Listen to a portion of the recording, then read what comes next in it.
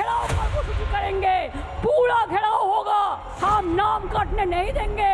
अरे जो आईन है आपका, जो कानून है, इसको हम बातिल करेगा, हम बातिल करेगा।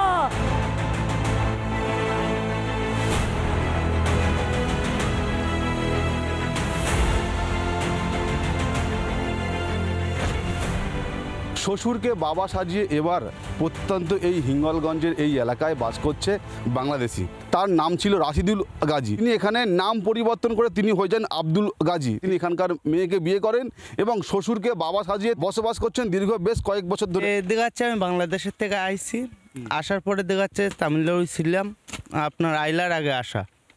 এবার আসার পরে এদের সাথে যোগাযোগ হয়ে এখানে বিয়ে শাদী করিয়ে এখানে মনে করেন জমি জায়গা সবই কিছু আছে। বাংলাদেশে আপনার দেওয়াটা থানা, সাতক্ষীরা জেলা। আচ্ছা আচ্ছা, তো এখানে কিভাবে আসলে? এখানে মনে করেন আগে তো সবাই চোরাই ভাবাতে এসতো, বহুত লোক এইছে, আমি বলি তো না। গফুর আলী গাজী পিতা, ইনি আসলে কে হয় আপনার? আমার শ্বশুর হয়। এখন দেখাচ্ছে বলতে গেলে বাবা হয়। ওই পার্টি অফিস থেকে ওদের কাছ থেকে একটা সার্টিফিকেট নেওয়া, সেখান থেকে কার্ড হয়ে গিয়েছে। আস্তে আস্তে ওই কার্ডটিকে মাধ্যমে আধার কার্ডটা হাবিজাবি সমস্ত কিছু করে নিয়েছি। হাতে রয়েছে 2025 সালে ভোটার লিস্ট। 1 নম্বর লিস্টে কিন্তু জল করছে নাম আব্দুল গাজী, পিতা গফুর আলী গাজী। আপনার নাম কি জাহানারা বিবি? হ্যাঁ। আর আপনার স্বামীর নাম কি? সাদাত আলী গাজী। মহাসিন গাজীকে ও তো ডাক নাম। ডাক নাম? ও ডাক নাম। এই যে ভোটার লিস্ট আছে, এই শাহাদাত আলী গাজী, পিতা মান্দার গাজী, এটা কে? আমার আব্বা। আর এই শাহাদাত কে? আমি। আপনি? হ্যাঁ। আর এখানে আর একটা জায়গাতে আছে যে মহসিন গাজী, এটা কে? তা বলতে হবে নাকি? ওটা বলা যাবে না তো। ওটা বলা যাবে নাকি? আমার বাংলাদেশে কোনো আত্মীয় বেড়াদার কেউ নেই। তো এখানে আছে এই যে মহসিন গাজী, মান্দার গাজী। কি করে বলবো আমি? আপনার স্ত্রী একটু আগেই তো বললো যে এটা নাকি আপনার ডাক নাম। না, ও নাম না। নাম না।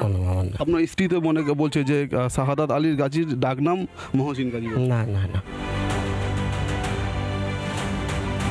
বাংলা জুড়ে বাংলাদেশে ভুয়ো নথি আঁকড়ে দিব্যি জাঁকিয়ে বসে শাসক দলের রত্নরা হাতে হাতে তুলে দেয় ভুয়ো পরিচয়ের কাগজ। জাকিরদার নির্বাচনী এলাকায় অনেক বাংলাদেশি লোক এখানে বসবাস করেন। জাকিরদার লিঙ্কটা ভালো করতে পারে, অভিজিৎদা বললেন, আমিও বলছি। যদি লিঙ্কের কোনো সমস্যা হয়, বাংলাদেশ থেকে যারা এসছে ভোটার লিস্টের নাম তোলার সমস্যা, জাকিরদা এই কাজটা ভালো করে দেবে। হিঙ্গলগঞ্জ যেন অবৈধ বাংলাদেশি অনুপ্রবেশকারীদের নিরাপদ আস্তানা।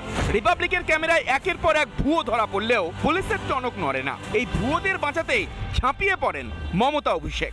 মমতা টের পান না পান, আইনের হাত থেকে যে পার পাবে না তা টের পেয়েছে অবৈধ ভোটাররা। আর তাই এখন দে দৌড়, কাঁটা তার পেরোনোর হিড়িক পড়েছে। এবার নিজের ভোট ব্যাংক কোন পথে বাঁচাবেন মমতা? রিপাবলিক বাংলা। আমি একদম শুরুতে অগ্নিবাণ 1 প্রথম অগ্নিবাণটা নেব এবং তারপর বিতর্ক, তারপর যাবতীয় যা কথা বলার সেট 1-এ গিয়ে। কিন্তু এই মুহূর্তে আমার স্ক্রিনে অগ্নিবাণ 1 দেখে নেব। খুব মজার প্রশ্ন এটা। লুকিয়ে যারা ভুয়োর বেশে দিচ্ছে দৌড় বাংলাদেশে, দেখুন, ভারতীয় মুসলমান, ভারতীয় হিন্দু, বৌদ্ধ, শিখ, জৈন, পারসিক, কাদেরও কোনো চিন্তা নেই। কারণ 2002-এর যে ভোটার লিস্ট, 2025-এর যে ভোটার লিস্ট, যে লিস্টের বেসিসে ম্যাপিং হচ্ছে, সেই লিস্টে তো শুধুমাত্র হিন্দুদের নাম ছিল না, আবার শুধুমাত্র মুসলমানদের নামও তো ছিল না।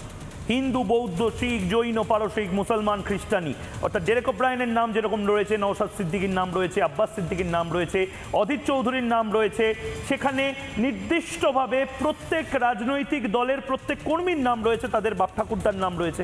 কাদের নাম নেই? বাংলাদেশ, যারা নাকি ইতিমধ্যে পালাই করছে। এবং এটা অদ্ভুত একটা জিনিস, আমরা লাগাতার রিপাবলিক বাংলায় এই খবরগুলো করছি। নানা ধরনের কন্টেন্ট দেখার জন্য লাইক করুন, শেয়ার করুন আমাদের ফেসবুক পেজ, সাবস্ক্রাইব করুন আমাদের ইউটিউব চ্যানেল। পাশাপাশি অন্যান্য ব্রেকিং নিউজের জন্য অবশ্যই চোখ রাখুন রিপাবলিক বাংলায়।